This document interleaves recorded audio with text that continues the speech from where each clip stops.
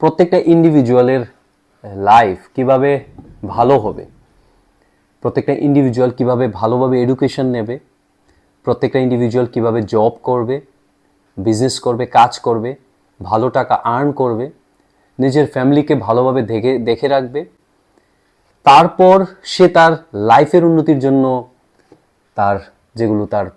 ইচ্ছা, যেগুলো তার আকাঙ্ক্ষা, সেগুলোকে সে ফুলফিল করবে এবং তারপর তার মানসিক হেলথ, তার মেন্টাল হেলথ কীভাবে ভালো থাকবে সেটার উপর সে কাজ করবে। স্পিরিচুয়াল হেলথ, কারোর স্পিরিচুয়াল গ্রোথ সেটা কিভাবে আসবে সেটার উপর কাজ করা। একটা মানুষ কখনো বিষয়বস্তু বা ফিজিক্যাল যেই ম্যাটেরিয়ালস সেগুলো পুরোপুরি পেয়ে তার জীবনটা ফুলফিল হতে পারে না। সেটা প্রত্যেকটা মানুষের এক্সপিরিয়েন্স, যারা এই পৃথিবীতে physical quantity, physical objects, physical materials gather করেছে, বেশি পরিমাণ গ্যাদার করেছে, তারপর প্রত্যেকটা মানুষ সেটাই বলেছে যে এগুলোকে অ্যাকোয়ার করা লাইফের ফুলফিলমেন্ট দেয় না। এগুলিকে অ্যাকোয়ার করার পর যে এরিয়াটা থাকে সেটার উপর কাজ করতে হয়, সেটাকে ডেভেলপ করতে হয়, এবং সেটা হচ্ছে নন ফিজিক্যাল, সেটা হচ্ছে মানসিক শান্তি, সুখ, stability, mental health, good mental health, emotional health. এবং সেটা পাওয়ার পর মানুষ আস্তে আস্তে করে আরও ডিপ হয়, কিভাবে মানুষ একে অপরের সাথে ভালো থাকতে পারে, কিভাবে অন্যের হেল্প করতে পারে, সেই দিকে মানুষ চলে যায় এবং এটা একটা একটা একটা স্বাভাবিক প্রক্রিয়া। কিন্তু আমরা যদি আমাদের প্রথম যেই ব্যবস্থা, যেখানে আমাদের খেয়ে দিয়ে ভালো থাকতে হবে, তারপর আমরা নেক্সট যে ব্যাপারগুলো সেগুলোতে যাব, যদি প্রথমটাতেই যদি আমরা আটকে থাকি তাহলে কি করে হবে। তাই এই ভিডিওগুলো বানানোর একটা মেজর অবজেক্টিভ হচ্ছে আমাদের লাইফে কেন আমরা আর্ন করতে পারবো না, আমাদের লাইফে কেন আমরা ভালো জব করতে পারবো না, কেন আমরা ভালো করে বিজনেস করতে পারবো না, কেন আমরা লাইফে আমাদের ডেডিকেটেড হতে পারবো না, সেইগুলোকে কিভাবে এনহ্যান্স করা। পাশাপাশি এটা আমাদের মাথায় আছে যে number of graduates, number of educated people বা নাম্বার অফ ইয়ং জেনারেশন আমাদের ভারতবর্ষে প্রচুর। সেই ক্ষেত্রে যেগুলো ট্রেডিশনাল জব, সেক্ষেত্রে ট্রেডিশনাল যে ওপেনিং হয় জবের, সেগুলো ওর সাথে এটার একটা ডিফারেন্স আছে। সো এইগুলো মাথায় রেখে তারপরেও কিভাবে একটা ছেলে বা মেয়ে বর্তমানে সে তার ফাইন্যান্সিয়াল কন্ডিশনটাকে স্টেবল করবে, এটা একটা মেজর ইস্যু আমার এই ডিসকাশনের মধ্যে থাকে এবং থাকবে। এইটাকে যদি আমরা ঠিক করতে পারি তাহলে আমরা নেক্সট লেভেলে যেতে পারবো। তাহলে এই যে ফাইন্যান্সিয়ালি ক্যাপাবল হওয়া, এটা কতটা ইম্পর্টেন্ট এবং কতটা সেটা সম্ভব। প্রথম কথা হচ্ছে, এটা ছাড়া আমাদের লাইফটা ভালো হবে না। এর মানে আমি যদি আমার লিভিং আমি নিজে আর্ন না করতে পারি তাহলে আমার যে লাইফটা এটা কখনো ভালো যাবে না। কারণ আমি একটা ফ্যামিলিতে আছি এবং যেখানে আমার যে ভরণ পোষণ, আমার যে এডুকেশন, আমার যে হেলথ, আমার যা যা যাবতীয় প্রয়োজনীয় জিনিসপত্র যা লাগে সেটা আমার পরিবার আমাকে প্রোভাইড করছে। কিন্তু সেই পরিবার, আমার মা বাবা বা আমার আত্মীয় স্বজন বা আমার ভাই যারা এল্ডার আছে, পার্টিকুলারলি প্যারেন্ট, আমাকে যেটা দিচ্ছে সেটা কতদিন দিতে পারবে, এবং সেটা যদি দেওয়া বন্ধ হয় বা সেটা যদি একদিন ফুরিয়ে যায় সেই ব্যবস্থাটা, তখন আমি কি করব। এবং সেই কথাটা যদি আমি বর্তমানে না ভাবি, যেদিন ওই দিনটা আসবে, যে সময়টা আসবে, তখন কি আমি হঠাৎ করে আমি নিজেকে প্রিপেয়ার করতে পারবো? সো ওই জায়গায় আমার কি হবে, আমার একটা মেন্টাল ব্রেকডাউন হবে, আমি সাইকোলজিক্যালি দুর্বল হয়ে যাব, আমি মেন্টালি খুব উইক হয়ে যাব। সেই উইকনেসটা যাতে না আসে আমাদের ছেলে মেয়ের, এটা একটা বড় একটা রিজন যে আমি এই ডিসকাশনগুলোকে এখানে রাখার চেষ্টা করছি, যে জীবনের কোনো মুহূর্তে যাতে আমরা ভেঙে না পড়তে হয়, আমরা না ভাঙি, বা ভাঙলেও কিভাবে আমরা দাঁড়াবো সেটা নিয়ে হচ্ছে মেজর ডিসকাশন। কারণ সব কিছুর ফান্ডামেন্টাল হচ্ছে এই ব্যাপারটাই, যে আমি যে কোনো প্রকারে আমি জীবনে হার মানতে রাজি নই, এবং যে কোনো প্রকারে আমার জীবনের যে কোনো সিচুয়েশনে আমি আমার বেস্ট পারফর্ম করে যাচ্ছি। তাহলে এই পয়েন্ট থেকে যদি আমরা এই ব্যাপারটা নিয়ে আসি যে বেস্ট পারফর্ম আমি করছি কি না বর্তমানে, যেখানে আগামী দিনে আমার অনেকটা সময় আছে, আজ থেকে জব পাওয়া অবধি যে সময়টা বা জব করার যে বয়স, সেটার মধ্যে বর্তমান থেকে সেই সময়টাতে যাওয়া অবধি যে সময়টা আমি পাবো সেটা অনেক। কারোর কাছে এটা 3 ইয়ার্স, কারোর কাছে এটা 4 ইয়ার্স, কারোর কাছে 2 ইয়ার্স, কারোর কাছে 5 ইয়ার্স, কারোর কাছে 6 ইয়ার্স।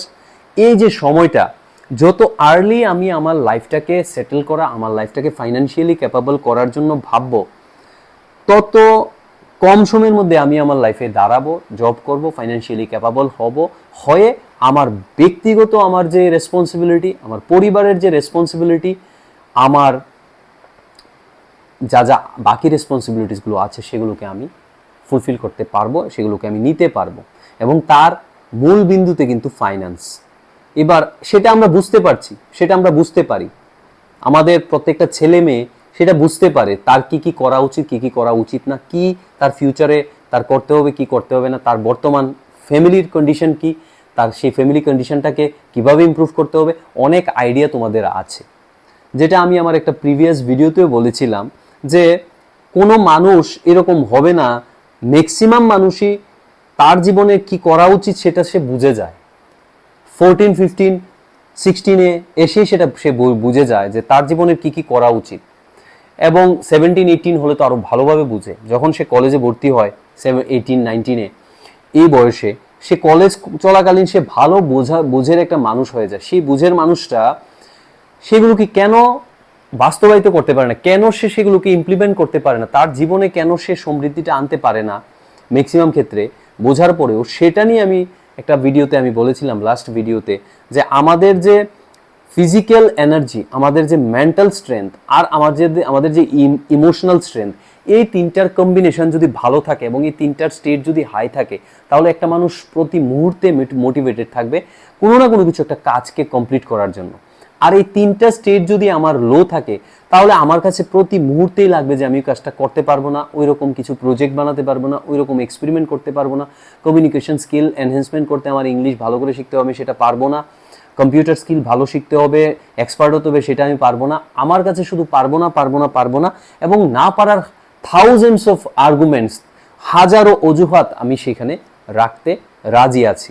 তাহলে একটা মানুষের মানসিক অবস্থার উপর ডিপেন্ড করে সে কি জীবনে সাকসেসফুল হবে কি হবে না। কারণ সেই ক্ষেত্রে ফিজিক্যাল কন্ডিশন ফ্রম 15 to 25, এই যে 10 ইয়ার্স যদি আমি ধরি, কেউ তার জীবনকে 15 ইয়ার্সে বানাতে হবে, এই 10 ইয়ার্সে বানাতে হবে, 15 to 25, এই 10 ইয়ার্সের মধ্যে তার জীবনকে বানাতে হবে, অন্য কিছু না। ফিজিক্যালি সে ব্যক্তিটা ফিট, 15-এ তার লাইফের সবচেয়ে ভালো হেলথ তার কাছে আছে,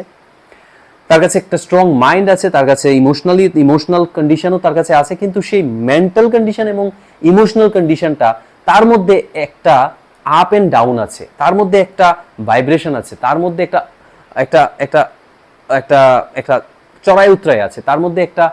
একটা একটা কনফিউশন আছে। এই যে মেন্টাল কন্ডিশন এবং যে ইমোশনাল কন্ডিশন, সেটাকে যদি কোনো একটা ব্যক্তি, কোনো একটা স্টুডেন্ট, সে যদি বা এক্সপিরিয়েন্ট, সে যদি সেটাকে ব্যালেন্স করতে পারে, ফিজিক্যাল এনার্জি তার কাছে অভাব নেই, সে ফিজিক্যাল এনার্জিটা সে মেন্টাল এনার্জি দিয়ে সেটাকে ইউটিলাইজ করতে পারবে।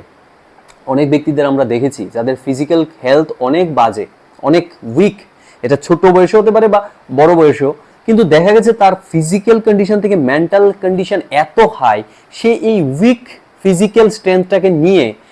তার লাইফের যা যা অ্যাচিভ করার সে এটা করে নিয়েছে। সো আমাদের বুঝতে হবে এই যে ফিজিক্যাল কন্ডিশনটাকে নিয়ে কাজ করানো, সেটা ফিজিক্যাল বডি কখনো সেটা বলবে না, কারণ আমাদের সব ডিসিশন আমাদের মনের মধ্যে হচ্ছে, আমাদের ইমোশনাল স্পেসের মধ্যে হচ্ছে। সেই ভাবনা চিন্তার মধ্যে যেগুলো হচ্ছে সেগুলোকে আমি যদি ভালোভাবে ম্যানেজ করতে পারি, আমি যদি সেগুলোর উপর কন্ট্রোল আনতে পারি, বা সেগুলোকে যদি আমি ভালো কন্ডিশনে রাখতে পারি, কন্ট্রোল বলাটা ঠিক হবে না, সেখানে যদি আমি একটা স্থিরতা, সেখানে যদি আমি একটা স্টেবিলিটি আনতে পারি, আমার সেই কন্ডিশন থেকে, আমার যে মেন্টাল কন্ডিশন, ইমোশনাল কন্ডিশন থেকে অটোমেটিক সেই ইন্সপিরেশনটা আসবে, এখন গিয়ে এই কাজটা করি, এখন গিয়ে ওই কাজটা করি, টিচার এটা বলেছে সেটাকে ইমপ্লিমেন্ট করি, আমার আমার আমার প্যারেন্টস সেটা বলেছে আমি সেটাকে ইমপ্লিমেন্ট করি, আমার এল্ডার সিস্টার বা ব্রাদার সেটা বলেছে সেটাকে ইমপ্লিমেন্ট করি, আমি ইউটিউবে কোথাও কিছু একটা দেখেছি যেটাকে আমার ইমপ্লিমেন্ট করার ইচ্ছে হচ্ছে সেটাকে ইমপ্লিমেন্ট করি। এখন কি হচ্ছে, ছেলে মেয়েদের যখনই কোনো কিছু একটা করার ইচ্ছে হয়, তার ফিজিক্যাল কন্ডিশন ভালো থাকলেও তার মেন্টাল কন্ডিশন সে পাচ্ছে না, সেই সাপোর্টটা পাচ্ছে না, তার ইমোশনাল কন্ডিশন, ইমোশনাল স্টেট থেকে সে সাপোর্টটা পাচ্ছে না। তো এটা একটা বড় রকমের একটা পয়েন্ট, যেখানে আমাদের ছেলে মেয়েরা যারা ইয়ং জেনারেশনে আছো, তোমাদের সেখানে কাজ করতে হবে, প্যারেন্টরা বুঝতে হবে যে এইখানে হচ্ছে মেইন ব্যাপারটা, টিচারদের বুঝতে হবে, সোসাইটির বাকি এল্ডার্সদের বুঝতে হবে যে ফিজিক্যাল কন্ডিশনটাকে ইউটিলাইজ করানো কখনো ফিজিক্যাল কন্ডিশন বা ফিজিক্যাল বডির দায়িত্ব হতে পারে না। সেটা অলওয়েজ হবে মেন্টালি সে কতটুক মোটিভেটেড, অটোমেটিক কতটা মোটিভেটেড থাকে সে সবসময়, এবং সেটা তার জায়গায় আনার জন্য তাকে সেটা নিয়ে ভাবতে হবে, সেটা নিয়ে তার সময় দিতে হবে, সেটাকে সে অন্যরা সিনিয়ররা বা এক্সপার্টরা কি বলছে সেই ব্যাপারে সেটা তার জানতে হবে। সো এই হচ্ছে আমাদের একটা ওয়ে যেটা দিয়ে আমরা আমাদের ছেলে মেয়েদের একটু ডেভেলপমেন্টের দিকে নিয়ে যেতে পারি, এবং সেই একটু থেকে অটোমেটিক একটা ফাউন্ডেশন হয়ে গেলে সেখান থেকে সে আস্তে আস্তে আস্তে আস্তে করে আরও উপরে উঠে যাবে। সো প্রথম যে ফাউন্ডেশনটা লাইফের সেটা হচ্ছে মোটিভেটেড থাকা, কাজকর্মের প্রতি আগ্রহী থাকা, অ্যাট্রাক্টেড থাকা, কাজগুলোকে হাতে নেওয়া করা।